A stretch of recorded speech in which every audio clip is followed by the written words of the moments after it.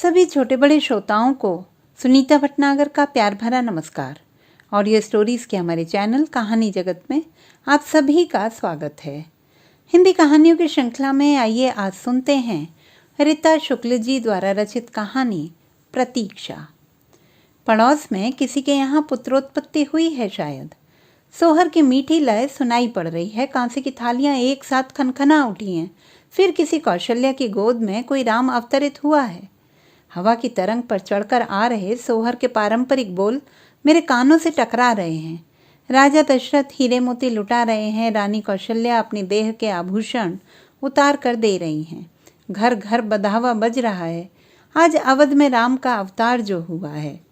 रानी कौशल्या यानी सोनहुला काकी और अवध यानी गरीबी के धुंधलके में जीवन मरण का त्योहार मनाने वाला भोजपुर का छोटा सा गांव तिवारीपुर। इसी गांव के सिवान पर बैलगाड़ी का रंगीन ओहार उठाकर 13 वर्षीय नववधू सोनहुला काकी ने असीम कौतूहल से झांका था। कदम की टहनी पर बैठी कोयल कूक उठी थी। कुहू कुहू। काकी ने लजाकर तुरंत ओहार नीचे गिरा दिया था। क्या कह दिया दैमारी कोयलिया ने? तुम सुंदर हो? मैं सचमुच सुंदर हूँ क्या? काकी ने हाथ की मुंदरी निहारी तो पैरों में पड़ी झांझ झनकार कर उठी। बैलगाड़ी के आगे आगे पैदल चलते बिहारी काका मलमल का गुलाबी कुर्ता, पीली धोती, पैरों में आलता, आंखों में काजल। सोनहुला काकी अपने सजीले दूल्हे की एक झलक देखकर लाज से दोहरी होती अपने आप में सिमट गई थी। पड़ोस का नवजात शिशु क्या क्या करके रोने लगा है। उसे भूख लगी होगी। उसे माँ का दूध चाहिए। सोनुआ काकी ने ब्याह के तत्काल बाद ही मातृत्व के कोमल सुख का अनुभव पा लिया था। उम्र के 17वें साल में वे माँ बन गई थी। काकी के पैरों में हमेशा बसती रहने वाली सांस, उनकी नकबे सर, उनकी चटकीली रंगीन साड़ियों के साथ ही साथ उनके रोचक किस्से कहानियों का जादू हर सांझ हमें उनकी दहलीज तक खींच ले जाता था। चिरायता की शक्ल की उनकी नकबेसर के बड़े आकार को देखकर टोले की लड़कियां अक्सर ही मजाक करती थीं। यह छूछी है या छूछा काकी? काकी जी खोल कर हंसती। अब सरसों के दाना वाले जमाना बा, तब यह चाल रहे। दोनों गोरी बाहों पर मोटे मोटे गोदने, गले में कटावदार हंसली, पैरों में जहांज, माथे पर तेल में पिघलाए हुए सिंदूर का टीका। सोनहुला काकी का यह श्रृंगार अब भी मेरी आंखों में बसा है। उनकी बड़ी बड़ी आंखें मुझे हर घड़ी घेर बांधकर अपने पास बुलाती रहती थी और मैं बाहर से नीचे जाने का कोई भी मौका कतई नहीं छोड़ती थी। छोटे छोटे सवाल पूछकर काकी को परेशान करने में बड़ा मजा आता था। काकी, आपकी दोनों बाहों पर ये गोदने क्यों हैं? आपकी साथियां इतनी चटक कैसे रहती हैं? काकी काकी, एक बार फिर वही झांझ वाला किस्सा सुनाइए ना। काकी, पहले तो मुझे एक बनावटी ताड़ना देती। चल हट, बत बनवनी कहीं की। 14-15 बरस के बिटवनी कामकाज सिखबू के हमार पीछे पीछे घूमत रहबू। फिर वे बताती किस तरह सास की गोदी में लेटकर उन्होंने गोदना गुदवाया था। उनके समय में सब औरतों को गोदना गुदवाना जरूरी था। काकी की सास ने उन्हें गोदने का महत्व समझाया था। मरला पर सब निशानी छूटी गई हैं। यह गोदनवा साथ जई हैं। जम के दुआरी यह पहचान रही।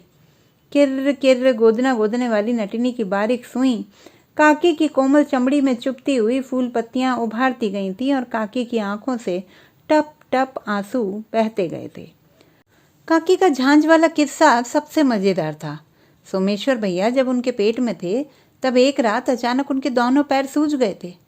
पल पल पैरों की सूजन बढ़ती ही जा रही थी, यहाँ तक कि उनकी झांझ पैरों में फंसकर चुभने लगी। तकलीफ बहुत बढ़ गई तो बिहारी काका झांझ कटवाने के लिए गांव के भगेलू सुनार को बुलाने गए। अब काकी चंग पर चढ़ गई। मरी जाइब तो मरी जाइब, बाकी बाहरी मर्द के सामने गुड़ ना उघारिब। बात पूरे टोले में फैल गई। तब बूढ़े वैद्य पंडित सरजू प्रसाद जी ने खबर भिजवाई। कन्या से कहो गुनगुने पानी की बाल्टी में पांव डुबोकर बैठ रहे, कुछ फायदा होगा। सूजन तो खैर कम हो गई थी, लेकिन गांव भर में यह बात फैल गई थी कि काकी के पांव भारी हैं और इसी लाज से काकी रातों रात नैहर चली गई थी। मैं हर बार काकी से अपनी ओढ़नी रंगवा लाती। उनकी रंग बिरंगी साड़ियों पर मेरी आंखें अटक कर रह जाती थी। कपड़े रंगने का कितना आसान तरीका था उनका। हर सिंगार के फूलों को सिलबट्टे पर पीस कर नारंगी रंग निकाला जाता।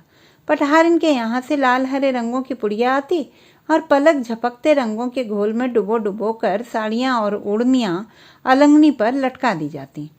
नहर वालों की याद सोनूला काकी की छाती में पुराने जख्म की तरह हमेशा टीसती रहती थी। सावन भादों के महीने में गंगा का पानी उमड़ता हुआ जब गांव के चारों तरफ खेतों में लहराने लगता, तब ऊंचे अरार पर खड़ी काकी की आंखें अपने आप बरसने लगती। गंगा की विनाशकारी बाढ़ ने उनके पूरे परिवार को एक ही बार में अपनी चपेट में ले लिया था। सबसे ज्यादा याद करती थी वे अपने छोटे भाई किश्नू को। घर में सबसे सुन्नर, सबसे तेज हमार भाई आके दिन तक कहत रहे, गंगा जी बढ़ियाइल जात बाड़ी, घर के मोह छोड़ी के दिदिया के गांव चले के चाही, लेकिन माई बाबूजी केहू ओकर बात के सुनवाई नहीं कही। मेरे ब्याह के दूसरे साल बिहारी काका चल बसे थे। सोनूला काकी की झांझ बजते बजते अचानक खामोश हो गई थी। सोमेश्वर भैया तब बीए में पढ़ते थे। चटकीले पहरावे की जगह कोरी साड़ियों में लिपटे सोनूला काकी के श्रृंगार विहीन रूप की कल्पना मुझे सिहरा जाती थी। काकी के विधवा वेश को झेल पाने की सामर्थ्य मेरे भीतर नहीं थी। अच्छा ही हुआ मैं गांव से बहुत दूर चली आई थी। बिहारी काका के गुजर जाने के बाद सोनूला काकी का जीवन जैसा निर्द्वंद नहीं रह गया था। सामा चकैया का करुण विदाई गीत काकी के जीवन में साकार उतर आया था। सामा खो गया था और चकैया उसे ताल ताल, बन बन, आकाश पाताल सब जगह खोजती फिर रही थी। वह अपने साथ चकैया के सारे गीत भी समेट कर लेता गया था। गांव वालों ने काकी को सलाह दी थी, सोमेश्वर को अब अपनी बपौती संभालनी चाहिए। दुखिया महतारी को भी धीरज बंधेगा, बेटा नजर के सामने रहेगा। सोमेश्वर भैया की आगे पढ़ने की इच्छा थी। सोनूला काकी ने भी बेटे का ही पक्ष लिया था। उनके हमजोलियों ने उन्हें ऊंच नीच भी समझाया था। शहर की हवा लग गई तो लड़का बहक जाएगा, कच्ची उम्र है और अब तो बाप का साया भी सिर पर नहीं है। देखा नहीं, अवधेश नारायण का बेटवा डाकदरी पढ़ने गया था, ईसाइन से प्रेम ब्याह कर बैठा, भाई बाप कुल खानदान सब छूट गया। सोनूला काकी ने एक ही बात से सबको चुप करा दिया था, जवन सोमेश्वर के खुशी तब ने हमार खुशी, हम कबई कब न जबरदस्ती ना करब। सोमेश्वर भैया ने पटना विश्वविद्यालय से अंग्रेजी में एमए की डिग्री ली और वहीं प्राध्यापक हो गए। सोनूला काकी बिना किसी प्रतिवाद के बेटे की हर बात मानती चली गईं।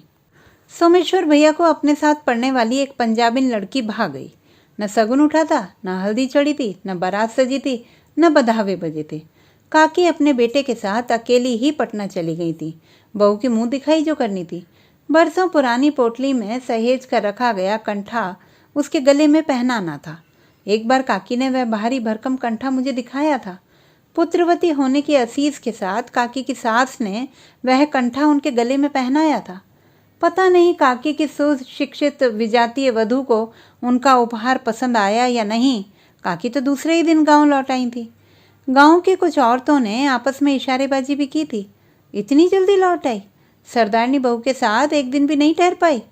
तंदूरी रोटी का स्वाद तो चखाती, अब क्या करेगी सोनूला देई, बड़ा बेटे का गुमान करती थी, निकल गया ना पखेरु हाथ से। सोनूला काकी की चुप्पी हर एक की बात का जवाब बन बैठी थी। असाधारण रूप से गुमसुम रहना स्वभाव था। 10 वर्ष बाद गांव जाने का मौका मिला। नन्हे सिद्धार्थ का मुंडन करवाना था। अम्मा ने मनौती मान रखी थी, गांव के काली चौरे पर ही उसका मुंडन होगा। जैसे जैसे बस गांव के करीब आती जा रही थी, मेरी उत्सुकता बढ़ती जा रही थी। सोनूला काकी से मिलने के लिए मेरी आकुलता असंयत हो उठी थी। पूरा सफ़र काकी की चर्चा करने में ही कटा था। अम्मा ने बहुत सी बातें बताई थीं।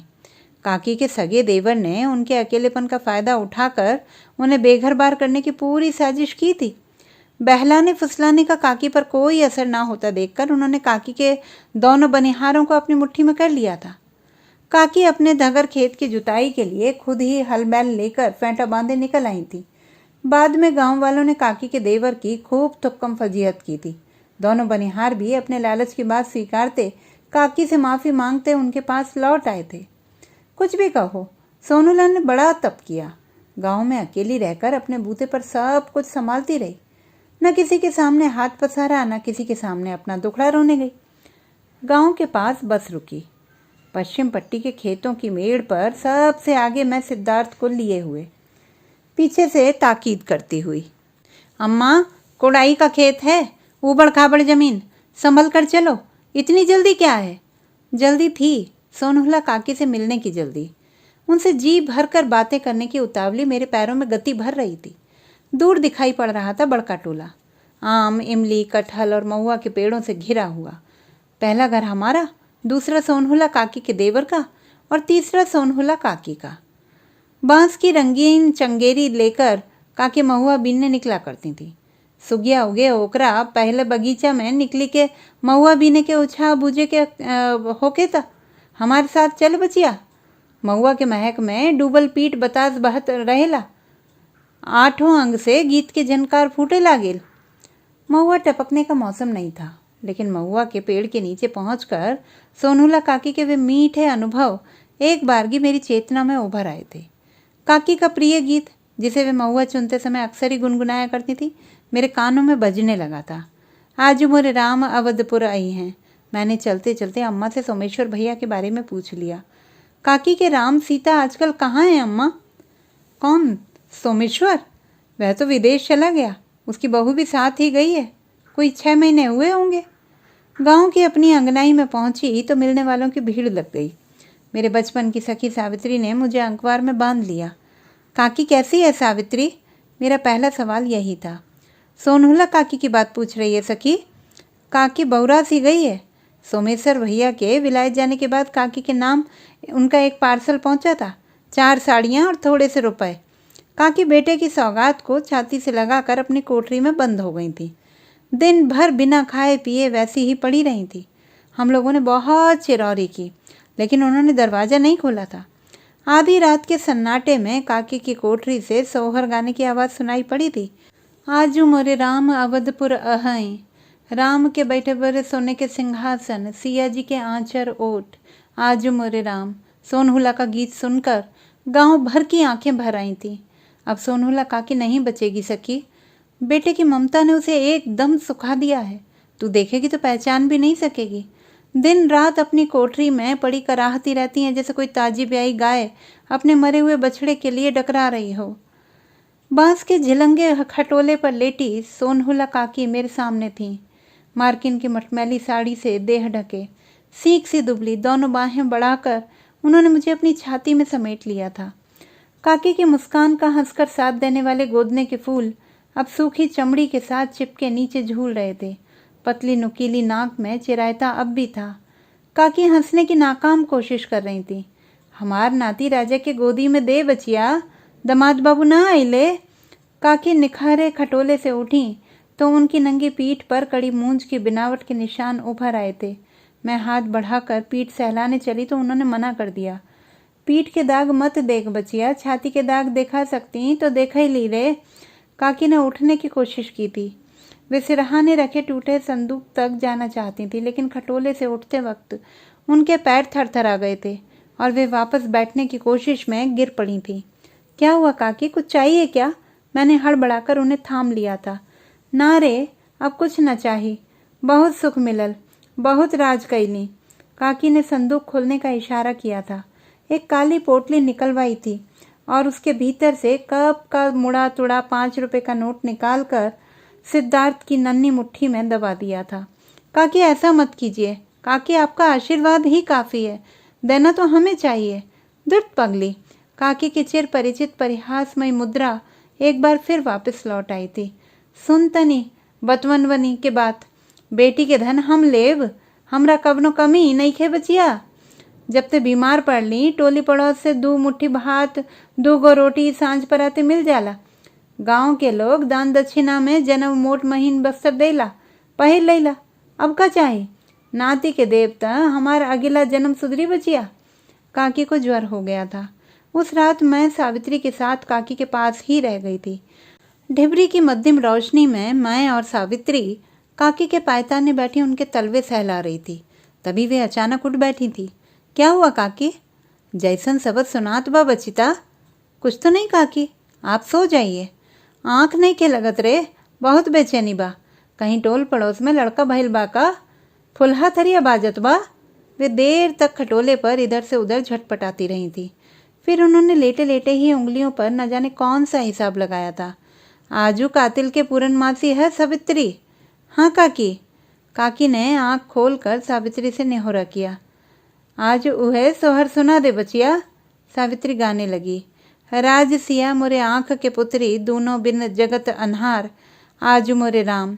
काकी की आंखें झरझर बरसने लगी थीं। उनका आंचल भीग गया था। गीत के थमते ही उन्होंने दोनों हाथ जोड़कर आंखें बंद कर लीं। भगवान जंगल झाड़ सब में कुशल राखतू, अजुए बबुआ के जन्म भइल रे बचिया। सोनूला काकी के भीतर बरसों पुरानी प्रसव पीड़ा ताजी हो गई थी। कानों में कांसे की थालियों का खनखनाता शब्द, खटोले पर पुराने कपड़ों में लिपटा नवजात शिशु। क्या इसी दिन के लिए सोनूला काकी ने वह पीड़ा सही थी? अम्मा कहती हैं सोनूला की भी अपनी जिद है। सोमेश्वर ने कई बार चिट्ठी लिखकर उसे अपने पास बुलाया था, लेकिन वह जाना ही नहीं चाहती। देखो आखिरी समय तक कौन सी दुर्गति होती है। मैंने भी काकी से यही सवाल किया था। सोमेश्वर भैया ने बुलाया तो आप गई क्यों नहीं काकी? एक लंबी चुप्पी के बाद काकी ने मेरे सवाल का जवाब सवाल में ही दिया था। रानिया, कौआ हंकनी में बवनो फर्क बा कि ना बचिया? बेटा पतोह के द्वारी हम कौआ हंकनी बन जाई? मैं उनकी बात समझ नहीं पाई। सोमेश्वर भैया इतने आदर से बुला रहे थे, फिर काकी वहां के अपने जीवन की तुलना कौआ हंकने वालों के जीवन से क्यों कर बैठी? कुछ समझाने के बदले काकी ने सोमेश्वर भैया की चिट्ठियों का एक छोटा सा पुलिंदा सामने कर दिया। अम्मा, तुम्हें गांव छोड़कर मेरे पास आ जाना चाहिए। तुम बार बार मना क्यों कर रही हो? यह मत समझना कि यहाँ तुम्हारी कोई ज़रूरत है या तुमसे कोई काम लिया जाएगा। तुम्हारी बहू खुद ही बहुत होशियार है। मुझे तो गांव में अपनी बदनामी की चिंता है। लोग यही कहेंगे कि बूढ़ी माँ अकेली खट रही है और लड़का मौज कर रहा है। अम्मा, तुम मेरी बदनामी करवाने पर तुली बैठी हो। सुना है कि लोग तुमको दान में किया हुआ साड़ी कपड़ा दे जाते हैं और तुम हाथ पसार कर ले लेती हो। छी अम्मा, मेरे पास नहीं आना चाहती मत आओ, लेकिन तुमने घर का पुश्तैनी टुकड़ाखोरी वाला धंधा शुरू कर दिया। मुझे बहुत अफसोस है। काफ़ी चिट्ठियाँ पढ़ते वक्त मेरे चेहरे के उतार चढ़ाव को वे निर्निमेष देखती रही थी। फिर उन्होंने एक फीकी हंसी हंसकर कहा था, बताओ बचिया, सरदा प्रेम से केहू दे जाए तो हम कैसे ना ले? एकरा में कवन बदनामी बा? सगरी जिंदगी गांव में कटुल, अब मरत बेर गांव के माटी के शहर में बसे जाए। काकी की एक ही साथ थी। सोमेश्वर भैया अपनी बहू के साथ साल में 2-4 दिनों के लिए भी कभी आ जाते तो उनकी छाती जुड़ा जाती, लेकिन सोमेश्वर भैया पूरी तरह नाराज हो गए थे। सावित्री ने बताया था कि काकी अपनी पंजाबिन बहू के जापे में पटना गई थी, लेकिन 10 दिनों में ही वहां से लौट आई थी। शहर की जिंदगी उन्हें काल कोठरी सी लगी थी। उनका दम घुटने लगा था। एजा हम अपना मन के रानी बनल रहब बचिया। जबले जियब एह जिंदगी पे हमरे अधिकार रही। गांव के बेटियन पतोयन से हमारा मन मिल गईल बा। अब हम कतऊ ना जाइब। काकी को एक ही पछतावा था। सोमेश्वर भैया काकी को अपनी इच्छा के अनुसार चलाने की जबरदस्ती तो करते रहे, लेकिन उन्होंने उन्हें समझने की कोशिश क्यों नहीं की? छोटहन बिरवा होवे तो दूसरा जगह रोपला, पर जड़ पकड़ी लई। बुढ़वा वृक्ष के सौर एक बेर उखड़ जाओ तो दूसरा जगह कबहू न लागी सकेला। काकी का तर्क भी ठीक ही था। उनकी रुचियां, उनकी तमाम इच्छाएं गांव की माटी में रम गई थीं। पटना की हवा अब उन्हें रास नहीं आती थी। मैंने काकी को उस रात बार बार समझाया था, आप सोमेश्वर भैया की याद में अपनी देह मत घुलाइए। शांति से हंस बोलकर बाकी जीवन काटिए। जब तक सांस तब तक आस बचिया। कबहू न कबहू बबुआ गांव लौटी हैं, यही उम्मीद में जियत बानी। पड़ोस से आती ढोलक की थाप अब शांत पड़ गई है। आनंद की लहरों पर छलकते गीतों के बोल खामोश हो चुके हैं। भूख की पहली अनुभूति से फूटने वाला नवजात शिशु का क्रंदन भी अब सुनाई नहीं पड़ रहा है। शायद उसे माँ के वक्ष से बहते दूध की धार ने तृप्त कर दिया है। मातृत्व की नई गरिमा से आह्लादित वह माँ अब भी अपने शिशु को थपकियां देकर आश्वस्त करती सुला रही होगी। गांव से लौटते समय पश्चिम पट्टी वाले खेतों तक सोनूला काकी साथ आई थी, धीरे धीरे लाठी का सहारा लेकर। मेड़ पर खड़ी काकी ने हाथ हिलाकर विदाई दी थी। इसी मेड़ पर चलकर कभी सोमेश्वर भैया गांव से बाहर गए होंगे। काकी की उम्मीद भी अब तक सोई नहीं है। पता नहीं उनके राम आवतपुर लौटेंगे भी या नहीं। तो दोस्तों, ये थी हमारी आज की कहानी। आपको कैसी लगी कमेंट बॉक्स में लिखना ना भूलें। चैनल को सब्सक्राइब करें, लाइक करें और मित्रों के साथ शेयर करें।